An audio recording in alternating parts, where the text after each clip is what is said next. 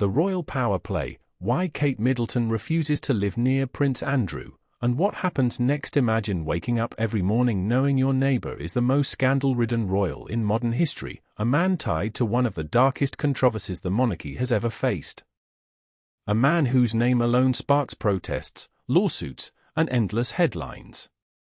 Now, imagine that neighbor is your uncle, and you're about to move into your dream home, just a stone's throw away from his.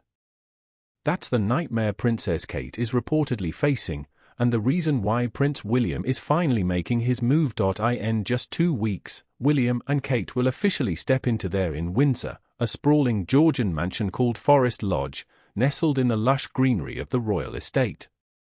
It's the perfect upgrade for their growing family, more space for George, Charlotte, and Louis, more privacy, more of that idyllic royal life they've carefully curated.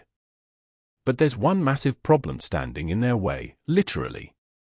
Because right next door sits Royal Lodge, the 30-room mansion where Prince Andrew, the Duke of York, has been living rent-free for years. And Kate?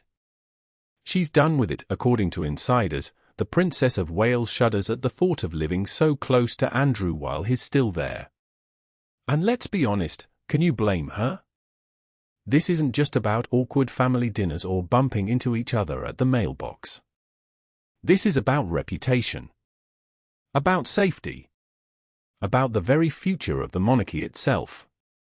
Because as long as Andrew stays, the shadow of the Epstein scandal looms over everything, including William and Kate's carefully constructed image. Now, here's where it gets interesting. William isn't just asking his uncle to leave. He's forcing him out. And after years of Andrew digging in his heels, refusing to budge from his 75-year lease, paying just 1 peppercorn a year in rent, yes, you heard that right, 1 peppercorn, a medieval legal loophole, the tables have turned. The Prince of Wales has had enough. And this time? It's not about what Andrew wants.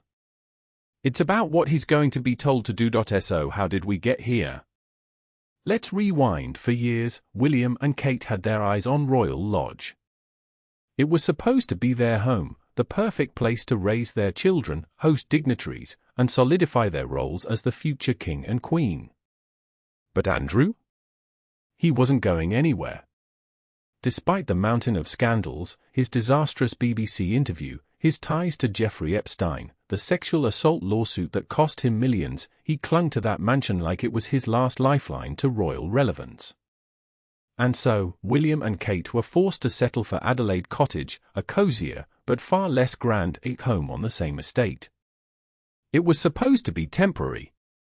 But temporary turned into 3 years. Then, everything changed last year. William played a pivotal role in stripping Andrew of his royal titles and military patronages, a move that sent shockwaves through the monarchy.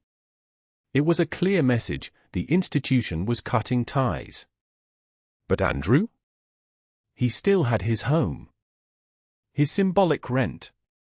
His defiant presence on the very grounds where the future king and queen were trying to build their legacy. And for Kate, that was the final straw, because let's talk about what this really means. Royal Lodge isn't just a house, it's a statement. A 30-room mansion, complete with staff, security, and prime real estate in the heart of Windsor. And Andrew? He's been living there for peanuts, while the public footed the bill for upkeep. Meanwhile, William and Kate, the royals actually doing the work, the ones the monarchy is banking on to survive, were stuck in a smaller home, watching their uncle enjoy privileges he hadn't earned in years. But here's the kicker: it's not just about the house. It's about optics. Every time Andrew rides his horse through the Windsor grounds, which, by the way, he still does regularly, he's a walking reminder of the monarchy's darkest chapter.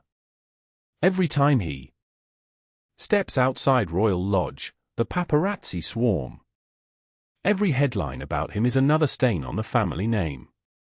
And William knows that if he and Kate are going to lead the monarchy into the future, they can't have that shadow hanging over them, especially not in their own backyard. So now, the eviction is on. Sources say William wants Andrew gone before the moving trucks even arrive.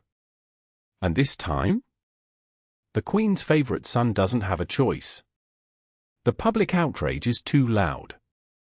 The scandals are too damning. And William? He's not just the future king, he's the one holding the keys. But here's the question no one's asking: where does Andrew go next?